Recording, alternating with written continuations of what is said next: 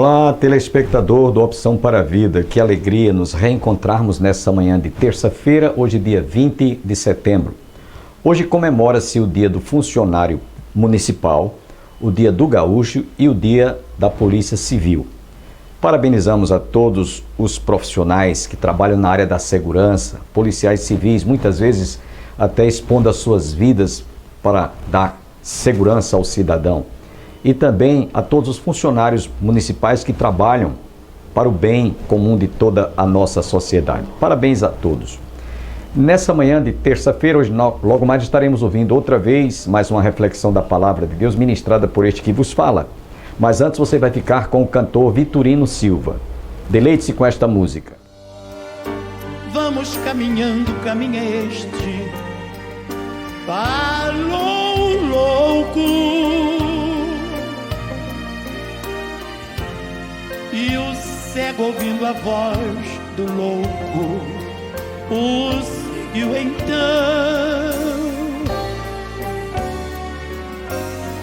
Porque na Bíblia está escrito que nem o louco errará o caminho que conduz o homem a salvação.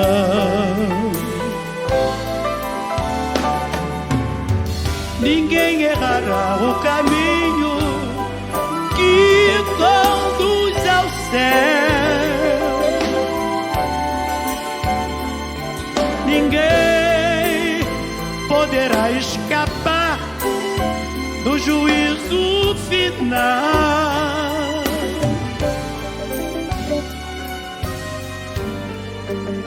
E se você não encontrou o caminho, eu quero lhe dizer agora: o caminho é Cristo, e quem vem a Ele, Ele não lança fora. Ninguém errará o caminho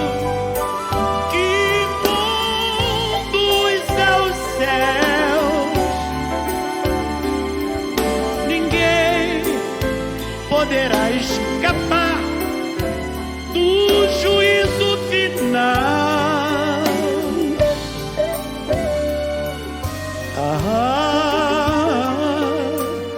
E se você não encontrou o caminho, eu quero lhe dizer agora: o caminho é Cristo, e quem vem a Ele de maneira nenhuma Ele lança fora. Ninguém errará o caminho.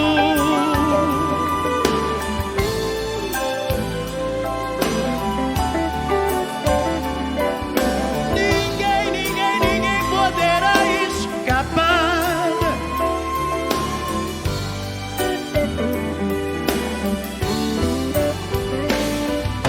Ninguém errará o caminho.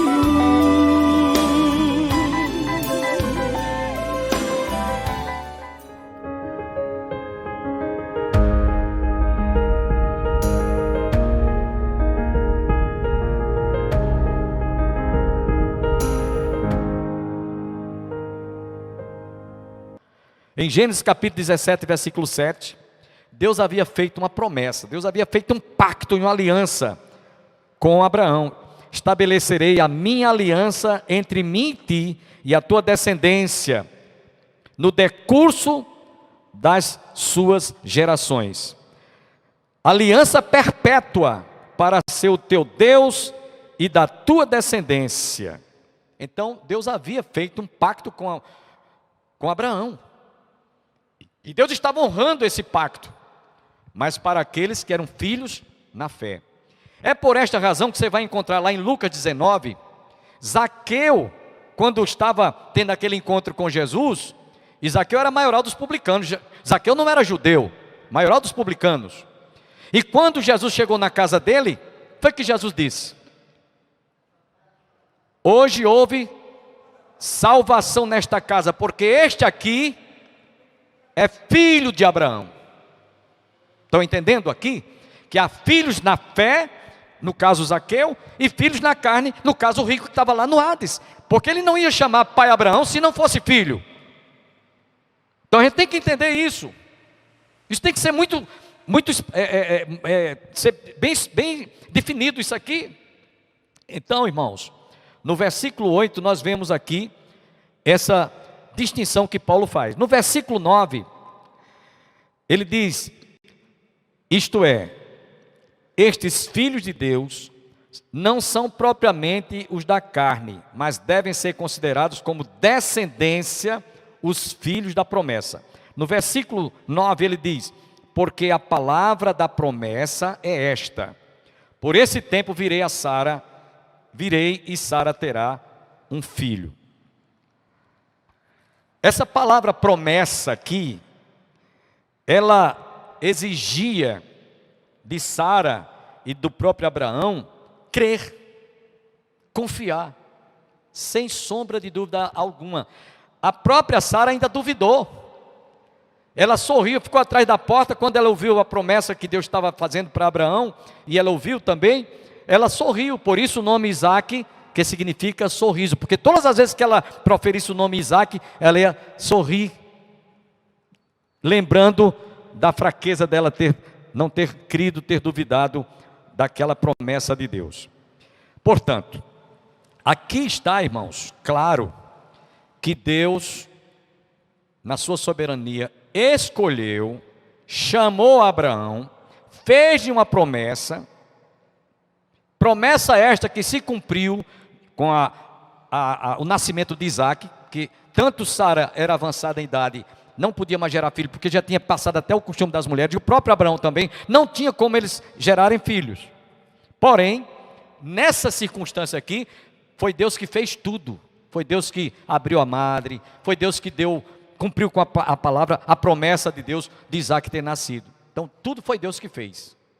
Não houve nenhuma atitude sequer mínima que você possa imaginar que Abraão tenha feito ou Sara tenha feito para Isaque nascer. Tudo foi Deus que fez. Está gravando isso aí. Até o nome, tudo, né?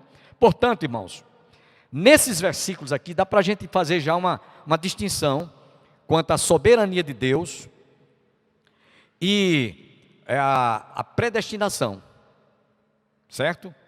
Porém, no verso 10, a gente vai ver aqui um desdobramento, porque inclusive nós vamos ver a partir do versículo 10, que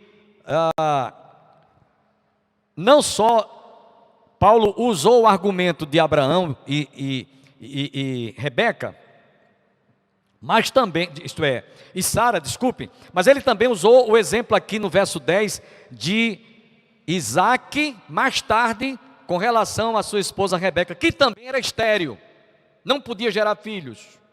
Então no verso 10, e não ela somente, mas também Rebeca, ao conceber um só, Isaque, nosso pai.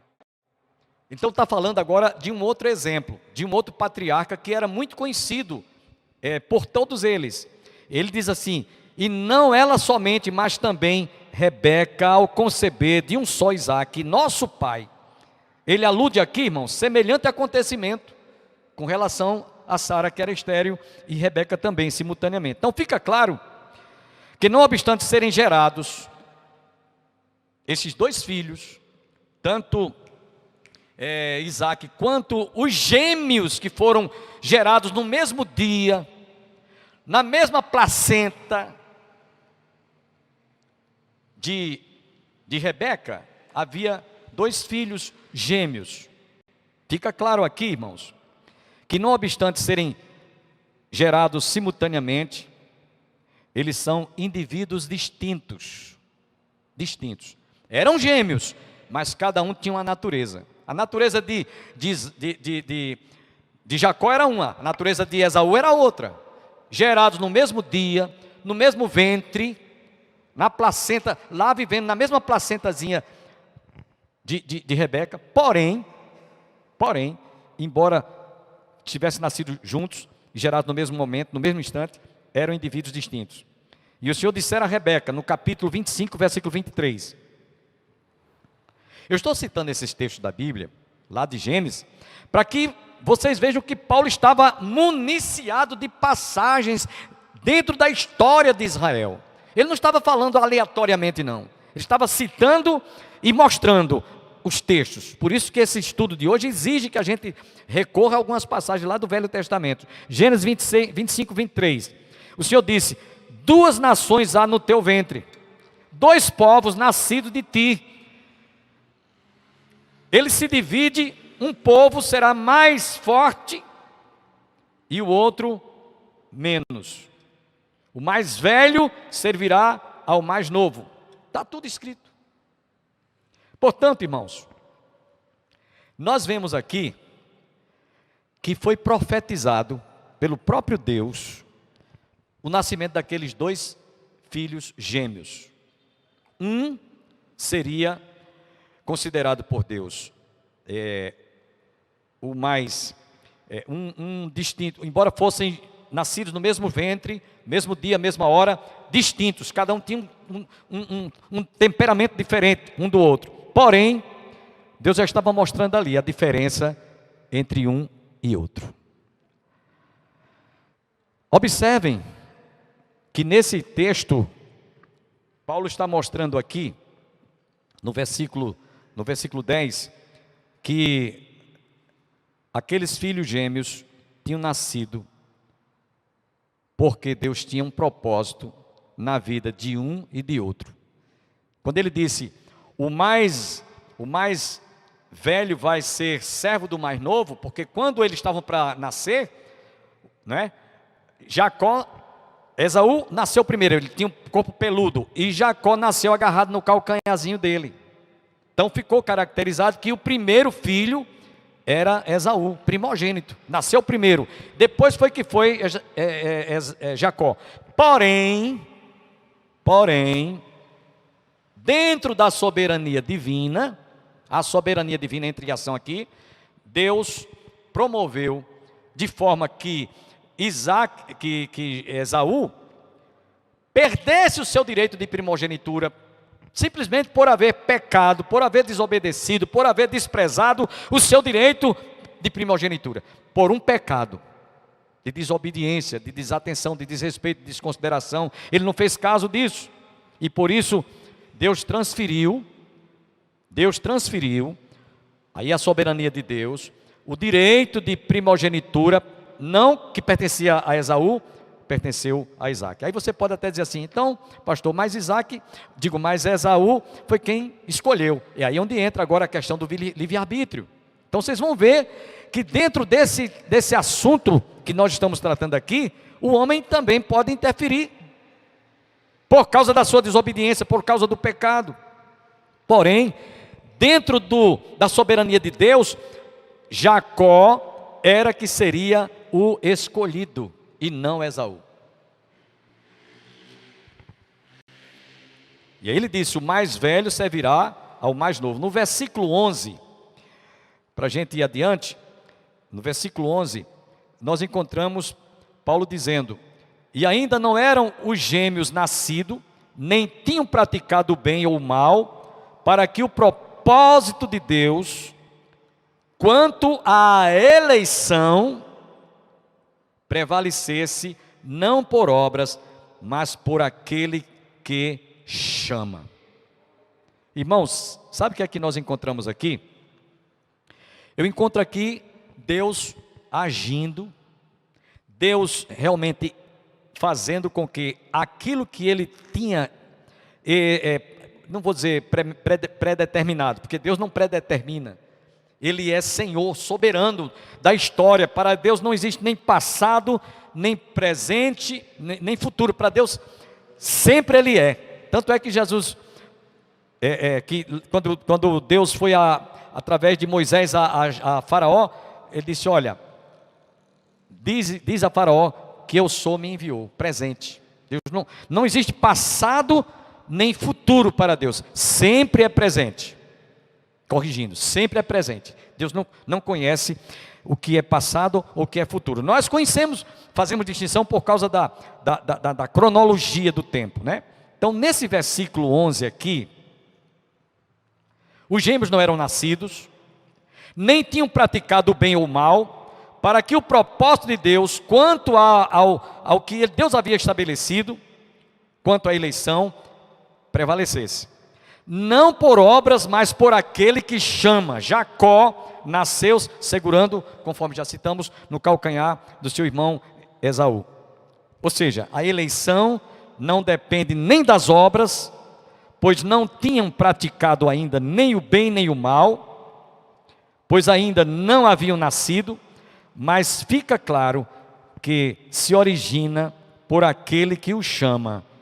É Deus quem predestina.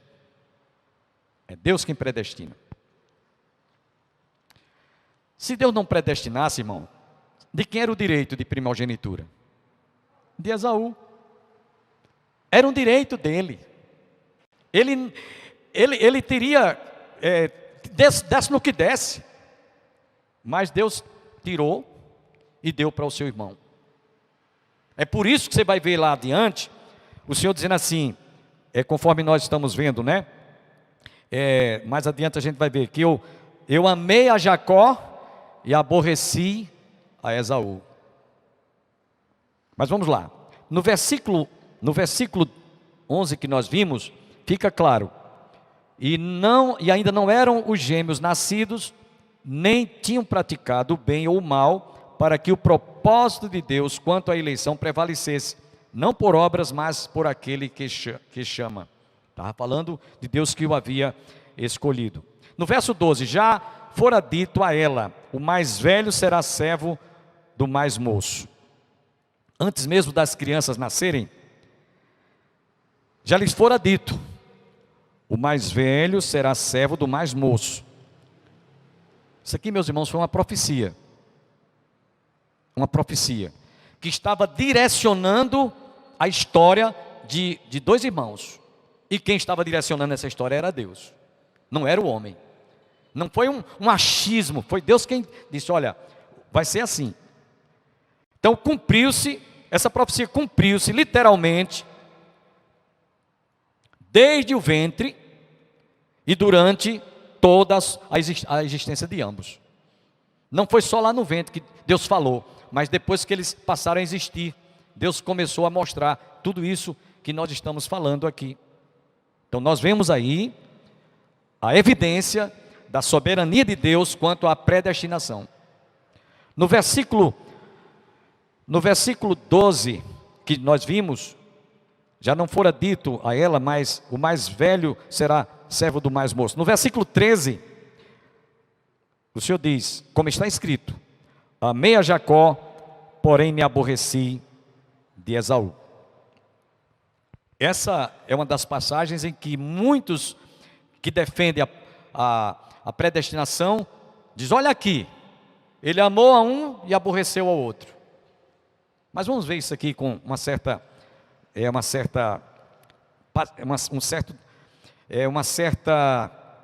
cautela.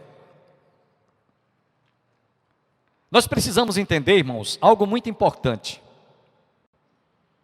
A predestinação que Deus revela advém desde a eternidade. Desde a eternidade. Desde a eternidade. E para isso, nós temos que entender que é admissível que Jesus, como Filho de Deus,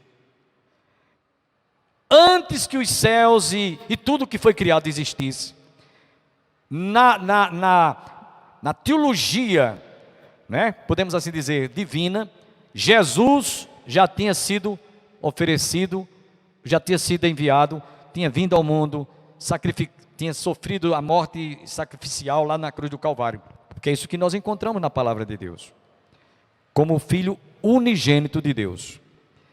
Ele que é eterno, antes de que os céus fossem criados, para Deus, ele estaria sendo oferecido em sacrifício, como o eleito de Deus, o Filho eleito de Deus. E aí, todo aquele que cresce nele, como Abraão creu em Deus Pai, a promessa que Deus ia enviar o seu filho, Sara estéril, Abraão já avançado em idade, já tinha passado o costume das mulheres, mas ele creu, por isso Isaac nasceu. Então, aqueles que têm a fé de Abraão no Filho de Deus, que veio, esses automaticamente serão predestinados. Não é que eu seja predestinado porque, diga-se de passagem, irmão, um fato importante aqui. A Bíblia diz, todos pecaram. Todos estão destituídos e carecem da glória de Deus. Todos estão perdidos, todos. Porém, embora todos estejam perdidos, aqueles que antes de partir para a eternidade, ouve a palavra de Deus e crer no eleito de Deus, este está salvo. Foi eleito em Cristo, foi predestinado em Cristo.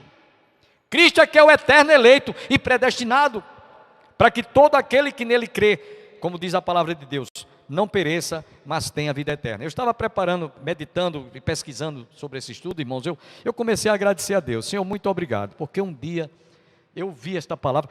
Louve a Deus por isso, agradeça a Deus também, meu irmão, minha irmã, você que está em casa, louve a Deus. Senhor, muito obrigado, porque um dia eu ouvi esta palavra. E tem uma coisa, tem pessoas que vai viver, se vivesse 100 anos, 200 anos, 300 anos, 500 anos, mesmo ouvindo o Evangelho, nunca vai crer que Jesus, e por isso, nunca vai crer que Jesus era o eleito de Deus, e por isso vão para o inferno. Deus não é injusto em uma grande maioria ir para o inferno, e alguns irem para o céu. Todos, vinde a mim todos, disse Jesus. Vinde a mim todos, mas nem todos querem. Por isso que a gente tem que pregar o Evangelho. Não podemos ficar calados. Aí você diz, mas aí o livre-arbítrio. Sim, o livre-arbítrio. Porém, dentro da soberania de Deus, Ele enviou o seu Filho Jesus Cristo, para que todo aquele que crer nele e confessar nele, automaticamente será eleito, ou estará na condição de predestinado.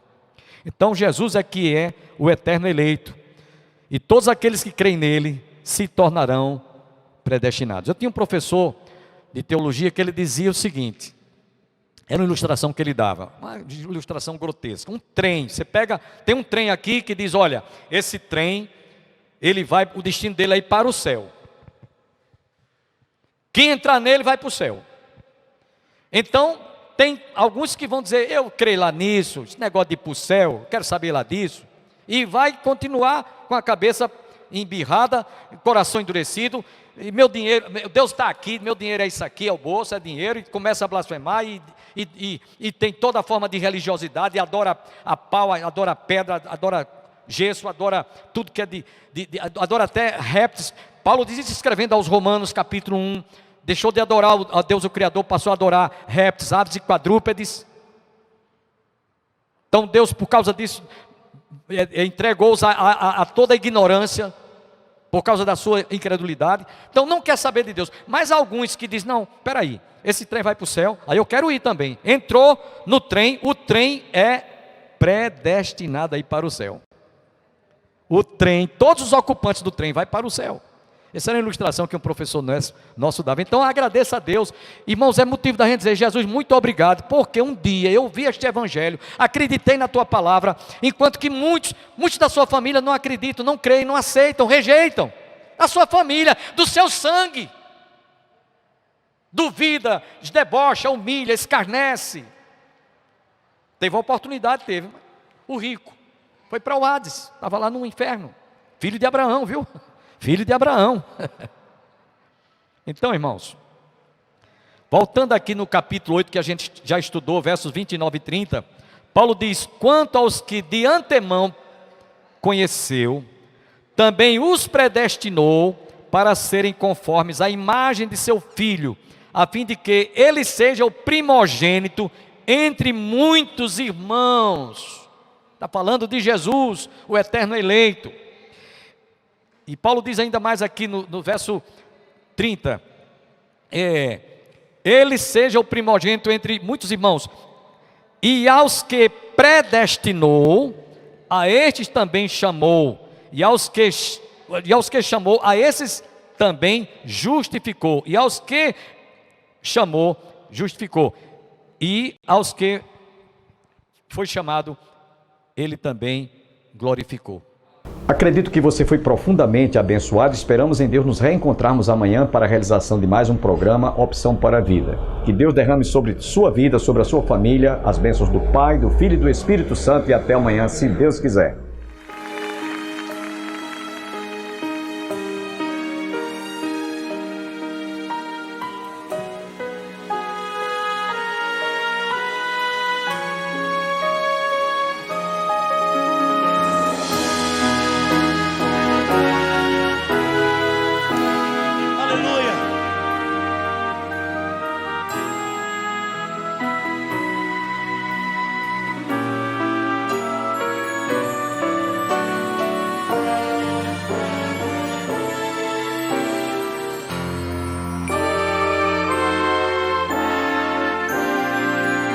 Adorar a Deus, levante a mão, adore a Deus, irmãos. Faça isso. Há um canto novo no meu ser, é a voz de meu Jesus, que me chama, vem em mim obter a paz que eu ganhei na cruz. Cristo, quando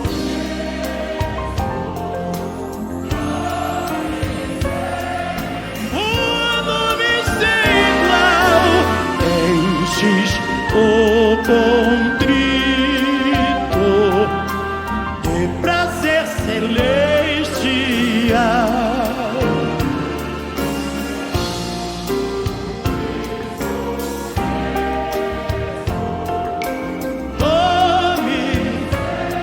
Sem igual, enche-se o contrito.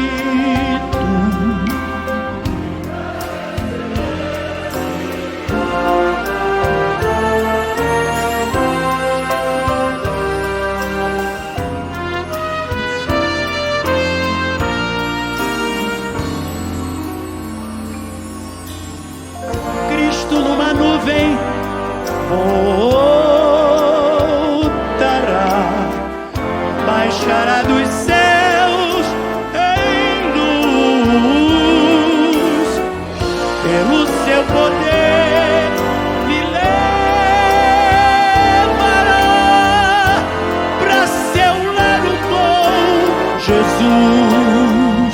Assim, Cristo